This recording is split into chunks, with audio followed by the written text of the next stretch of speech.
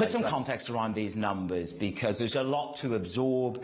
This time a year ago, it was record profits and double-digit inflows. It's a very different story here. Volatility is the key word. Talk me through the vol. Now, this was a resilient result under very difficult market circumstances. I think the first half of this year has been, as some said, the most exceptional circumstances in decades. I think we did feel that geopolitically, macroeconomically, and things have been moving fast. And we saw this on the net new money side with deleveraging, especially in Asia, until the interim management statement. Now we've seen a relatively fast inflow in the last 2 months. We've seen similar on the revenue side, with clients being active in the market in the first few months, much less active in the last two. I think it's just very difficult to look at this from a point-in-time view, but I think overall the result, we've done a strong and stable job. Do you think the worst of that deleveraging is behind us? Are we swinging from pure fear to preparedness for a little bit of greed?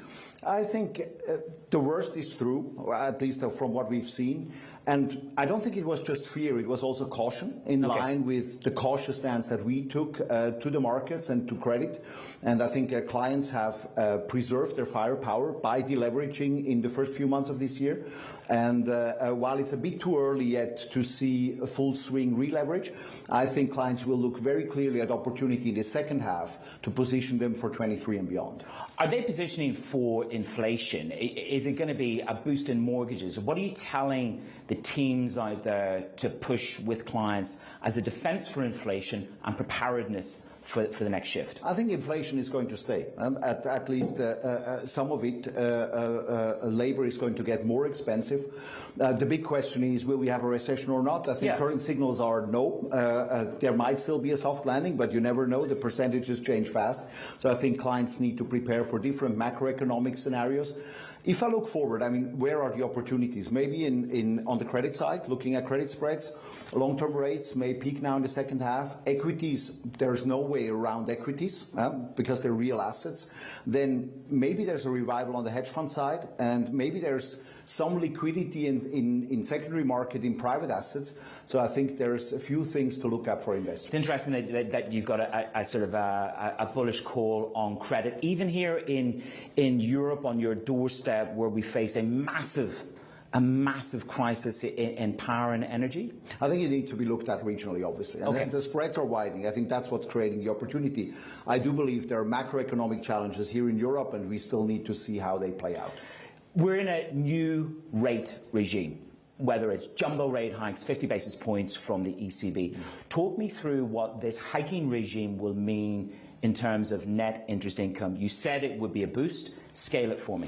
I think it is a boost, and we've seen it on the dollar side. We see it to some extent on the euro side. We've given the numbers in our update, so there's a meaningful tailwind to it. That's always a modeling part, and I think the interest rate income is one part of the equation. The other part of the equation is then client activity, and when it pushes too hard and pushes the market into recessionary territory, then obviously I think the losses you find on the transactional side may compensate some of those tailwinds. So hard to give very clear numbers of how the scenarios play out.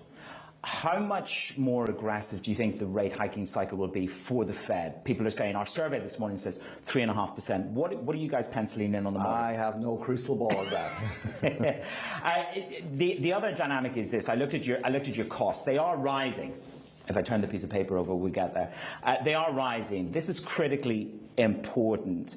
We've got other banks up and down Bahnhofstrasse talking about job losses. How are you going to contain costs? Now, we've done our homework in terms of structural cost management in the last 2 years with very strong structural cost programs in our 2022 cycle.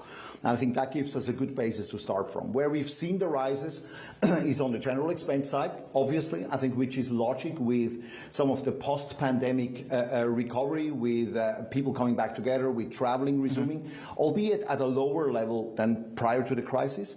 And we're containing personnel costs, and that also obviously goes through variable compensation, which is very strongly linked to profitability profitability. So I think overall we're well set. We're containing further costs in the second half. We said we're running a hiring freeze for non-relationship manager personnel. So we want to contain costs but still grow.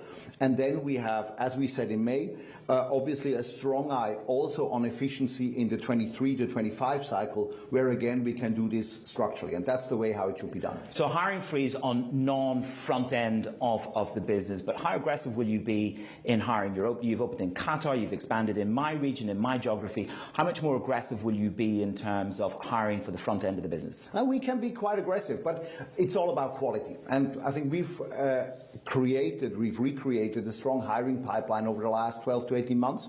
We're executing this pipeline as now opportunities arise step by step. These things take a bit of time to get the right situations, the right relationship managers. We want to have the right people in our network.